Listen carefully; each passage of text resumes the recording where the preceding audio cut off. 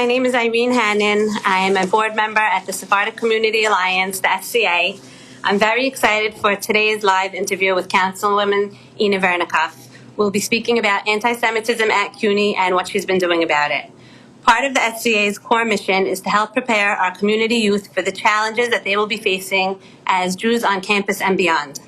This past April, we held an amazing 3-day retreat for high school seniors called Boot Campus, where they heard from a range of speakers and organizations on topics such as anti-Semitism on campus, Israel advocacy, social media literacy, the divisive discourse on college campus and how to navigate it, and Jewish Sephardic heritage and pride. It was really amazing. Since then, we've continued to partner with experts in the field, national organizations, as well as, of course, our community affiliates on these issues. Coming up, we have a special program for young adults planned. This Shabbat, Rabbi Ike Towel will be speaking at our weekly Mincha and a Message program. During Tisha B'Av, we have a special event where we will be hearing from Hussein Abu Bakr about his journey from ignorance and hate to acceptance and Israel advocacy, as well as a barbecue planned for August 10th featuring a panel discussion with first-hand accounts from young Jewish activists and advocates. So please look out for details on our feed. In just a few seconds, we will be joined by the Councilwoman.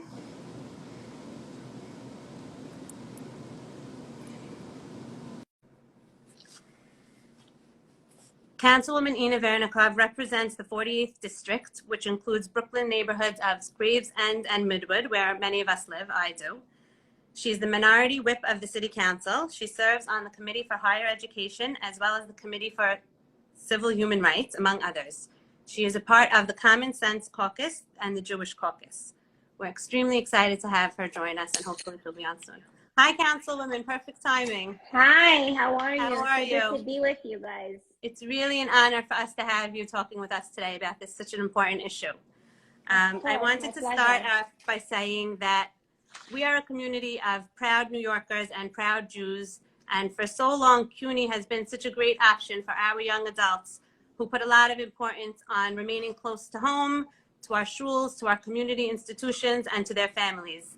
So it's been extremely troubling for us to see the rampant and systematic anti-Semitism that's become so prevalent at Cuny.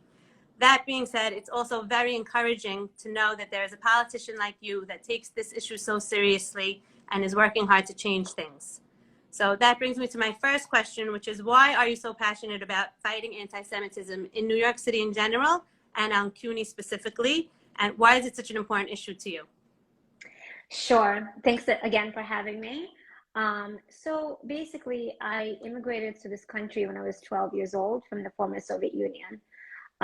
We lived in communism, and there was a lot of anti-Semitism. The idea of communism is anti-God in general, but there was so much anti-Semitism in particular, and the anti-Semitism really lived on university campuses. And so, for example, I know that my family members had to change their last names because we had Jewish last names. And in order to attend university or become a doctor, be a professor at university, you had to subscribe to this communist ideology. And if you sounded Jewish, you just didn't belong. And then many times you wouldn't be accepted. And so what happened, in the former Soviet Union, and I think what's happening here as well, is that the anti-Semitism that is pervasive at college campuses, and not just at Cuny. This is everywhere, on all college campuses and private universities as well. So I think that what happens is that it seeps out into the universe, into our city. So students get educated on college campus. That's where your education comes from. And when you're young, you're very impressionable, and you want to be an activist, and you want to be cool, and you pick up whatever is popular, whatever movement is popular on a college campus, and you kind of take that out into the universe, into our cities and our country, and then you become a CEO, or you become a leader in a community. And the anti-Semitism that you learned in school, you bring that out. So to me, as somebody who comes from the former Soviet Union, whose family came here because of the anti-Semitism, partially because of the anti-Semitism that existed there, it is very important to me. And also as someone whose family perished in the Holocaust, I think every Ashkenaz, at least every Ashkenaz Jew has some family who perished in the Holocaust, So this is just something that is incredibly important to me. And I also want to comment and say, this is coming out now as news, right? It's all over the news, anti-Semitism at Cuny. Right. This is not news. I have been working on this issue since 2015. So to my knowledge, at the very least, since 2015, this has been going on, especially at the CUNY campuses. It started with SJP hijacking the Million Student March when they were protesting the tuition hikes. Somehow Israel and Palestine came in, and it comes into every issue that they have. So there were students that were harassed during these rallies. There was somebody assaulted. So this is not news. The reason it's news now is because we brought this out into the limelight. For sure. Which in a way is great that at least it's getting some attention finally, right? So I want to talk a little bit first about what's going on at Cuny Law School. So in December, the Cuny Law School Student Government Association passed a resolution to ban Hillel and other Jewish institutions from campus. Then in May, they hosted a horrifically anti-Semitic commencement speaker. And then the Cuny Law School faculty passed a resolution in support of boycotting, divesting, and sanctioning from Israel, which is seen by many of us as a weapon to isolate and single out Israel unfairly. In response to that, you pulled $50,000 worth of funding that was earmarked for the law school. Could you tell us about the legal ramifications of a city institution adopting a BDS stance? And aside from withholding those funds, what else is being done or can be done about the BDS resolution at Cuny Law School faculty? Okay, so first of all, in regards to the funding, my predecessor and I think his predecessor been funding a program at Cuny Law School which provided pro bono legal services to our constituents. It's a program that's affiliated with Cuny Law School. It's not Cuny Law School, but I basically put a stop to it. I communicated with the university and I told them that as a result of the anti-Semitism, the anti-Israel sentiment, and the BDS resolution, I can no longer in good conscience fund them. Look, it's a lot more complicated than people may think, because we do have freedom of speech, and government-funded institutions have to abide by the First Amendment freedom of speech, and they have to give everybody an opportunity to speak. Passing a BDS resolution on its own is not really actionable unless they act on it. So, for example, if they didn't allow an Israeli exchange students to study at the university, or if they didn't allow a professor to teach there, that definitely would be actionable. But the universities are not allowed to engage in BDS activity, meaning they're not allowed to actually ban. Now, just endorsing a resolution on its own, arguably, and I'm not an attorney who is experienced in that field so much. I am an attorney, but that's not my field. But arguably, that on its own is not actionable. So that's just their freedom of speech. So they can sign whatever document they want. They can say whatever they want, but it's their actions that are actually going to matter. So it becomes a little more complicated. I don't think we have time, and I don't think I'm the right person to go into the details about this. But we are working closely with the Center for Human Rights, Aliza Lewin, who's I believe she's the director.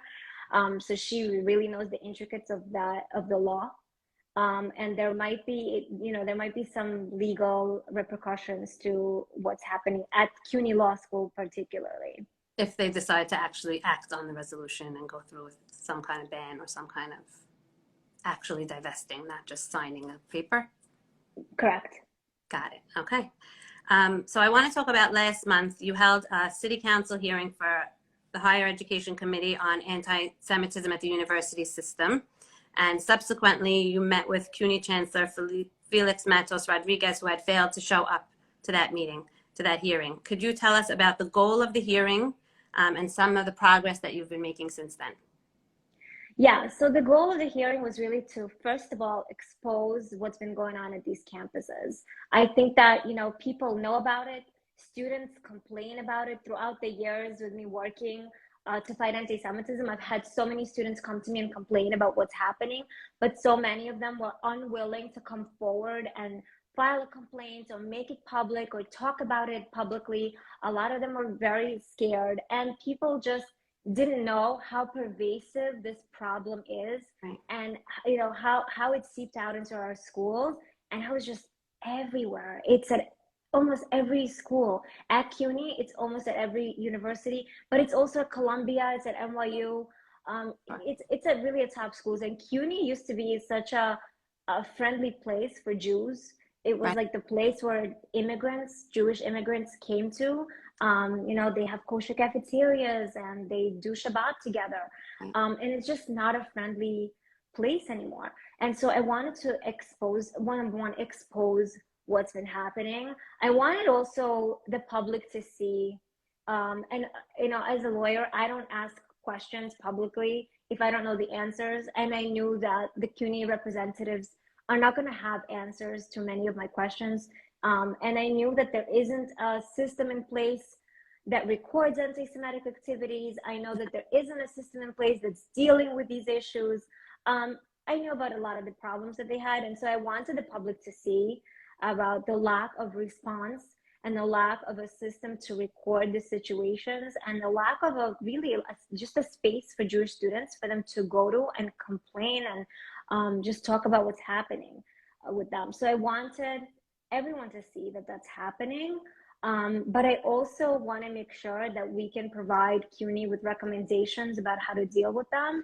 And I wanted to bring that out into the public and put pressure on CUNY to actually take action about what's happening. So do you think that's progress in putting a system in place to record and to report, like you mentioned? So as you mentioned, I had a follow-up meeting with the chancellor, which unfortunately I feel like I had to call on him publicly to resign in order to get an in-person meeting. I was offered a Zoom meeting, which I think would be another insult after he didn't show up to the hearing. But I had a productive meeting. I would call it a productive meeting with the chancellor a couple of weeks after the hearing.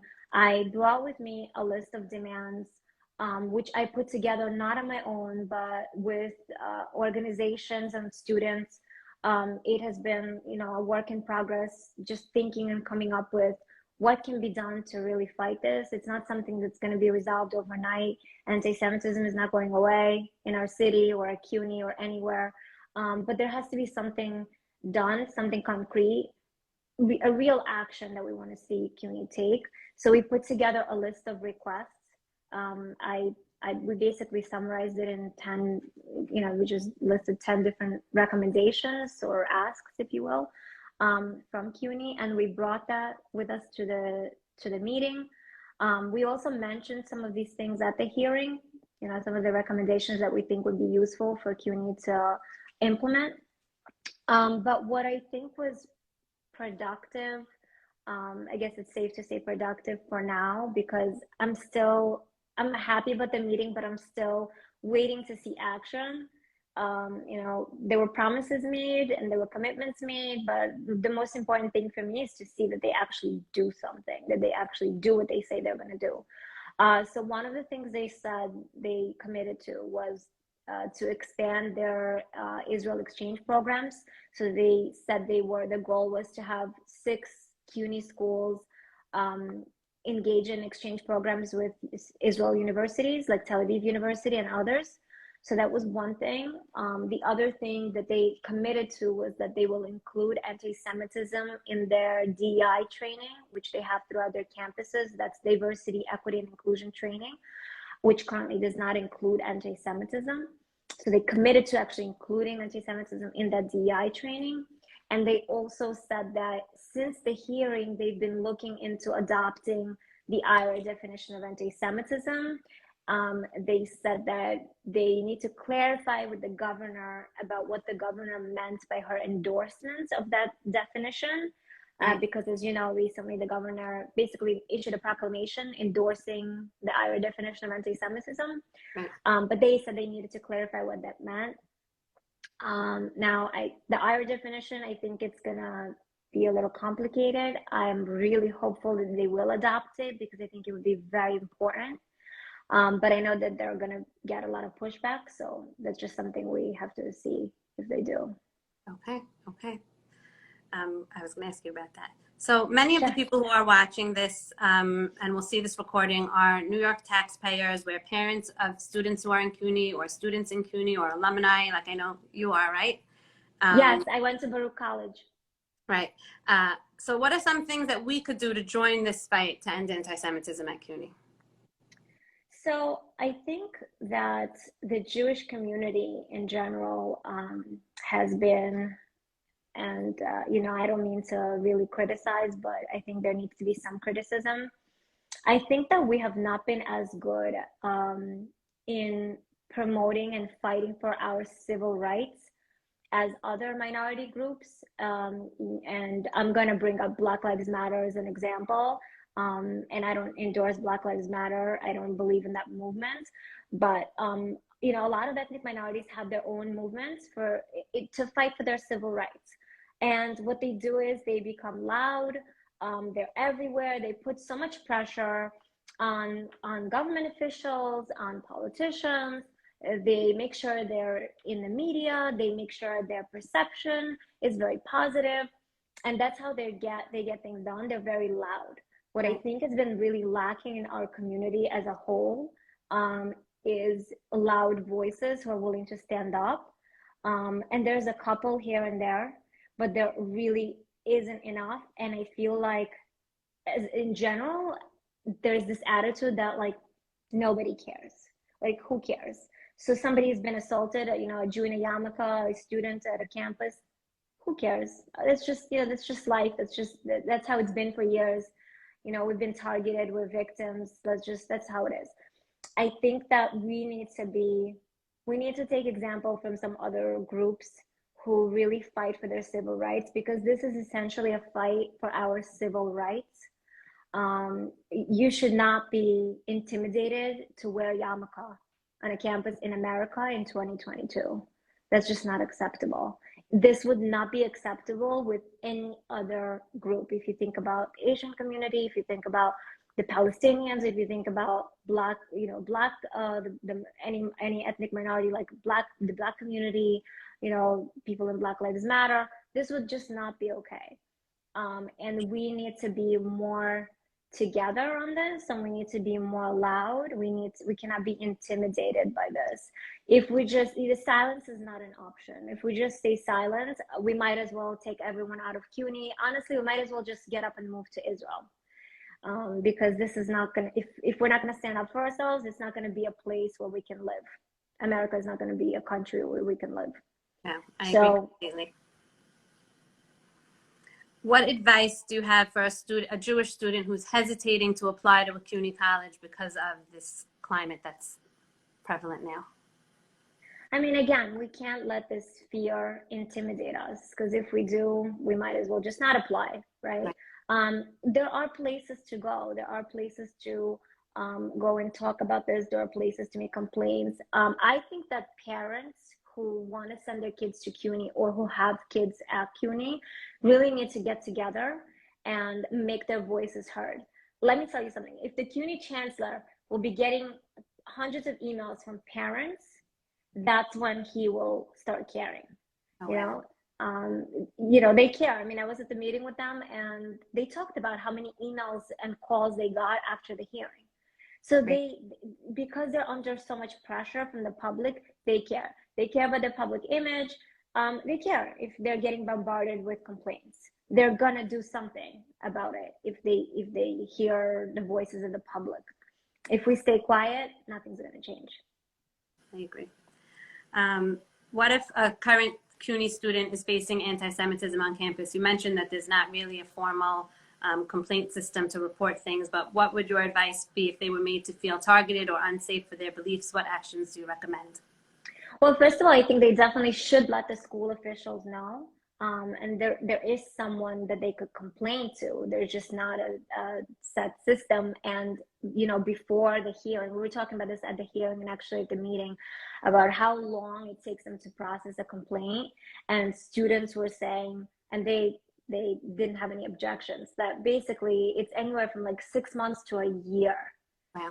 And a lot of these times when they make these complaints, they're unsubstantiated. They're found to be unsubstantiated. So I'm here to make sure that that's not the case anymore. Great. And honestly, any student can call my office or email me, and you know, I'll make sure that their complaints are addressed, or I'm happy to take it to Cuny myself. You know, until there's actually a system in place. And that's one of the things we asked for in our recommendations, for them to put a system in place where students can report incidents. That's awesome. So that being said, I just want to add that the SCA is also here for all college students in our community, in Cuny and in other colleges. We have partners in this field, legal experts, and tremendous resources to help. So for students or parents of college-age kids, you could reach out to us anytime. You can go to our website, thesca.com, for lots of information and help also if you're facing any kind of bigotry or unfairness on campus. I know you mentioned the International Holocaust Remembrance Alliance working definition, and I just wanted to go back and say, what difference do you think that that would make on the treatments of Jews on campus? Why is it important to you? And do you think it's something that they will adopt? They have to go, I guess, through the governor and see, because she adopted it for New York State, right? So I guess they want to see if it falls under, if Cuny falls under that same adoption, or they have to. So, I mean, I think they're confused because they really don't understand even what anti-Semitism is. Right. And the governor basically just, it was kind of like a boilerplate proclamation, I guess, but it's a really great thing that the governor adopted it. And I guess they're trying to understand what that means. Mm-hmm. I don't think they have like an obligation to adopt the definition, but they don't really have a definition of anti-Semitism in their policy, or I don't believe the word anti-Semitism exists in any of their policies or any of their trainings right now. I'm just going to read to you because I printed it because I knew that you wanted to talk about it. I just want to read to you the definition, and I want to read to you some of the examples if you don't mind. Great. Okay, so according to IRA, anti-Semitism is a certain perception of Jews which may be expressed as hatred towards Jews. Rhetorical and physical manifestations of anti-Semitism are directed towards Jewish or non-Jewish individuals and or their property, toward Jewish community institutions and religious facilities. So some of the examples that they bring up, which I think that's the crucial part, and I'm not going to read all of them because it's a lot, but I'm going to read a couple of them that I think are really important. So calling for, aiding, or justifying the killing or harming of Jews in the name of a radical ideology or an extremist view of religion, that's one of them.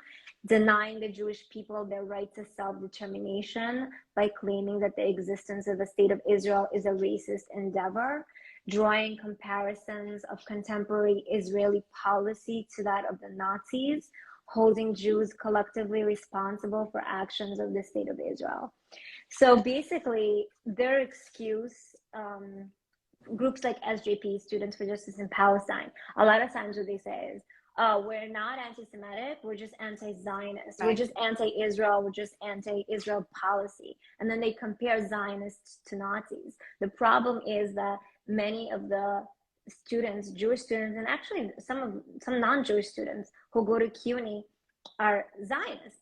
They believe in Israel's right to exist. It's part of their core beliefs. Some people even consider it part of your religious belief to be a Zionist, right? So as it stands right now, that's not protected. Right. It's not protected by the school. It's not really protected at all. And so I think what this would do is protect those students who are not just Jewish, like, oh, I'm Jewish and my mother is Jewish, I was born Jewish, but like I eat bacon and I do whatever. So like not that, meaning that students who are actually Zionists who believe in Israel's right to exist and who believe in self-determination of the Jewish people, their beliefs should be protected. They should not be punched in the face because they're Zionists, because of their beliefs that might be different from other Jews, right? Beliefs of other Jews. Not all Jews are Zionists. So I think that the IRA definition would help with protecting students who are Zionist on campus.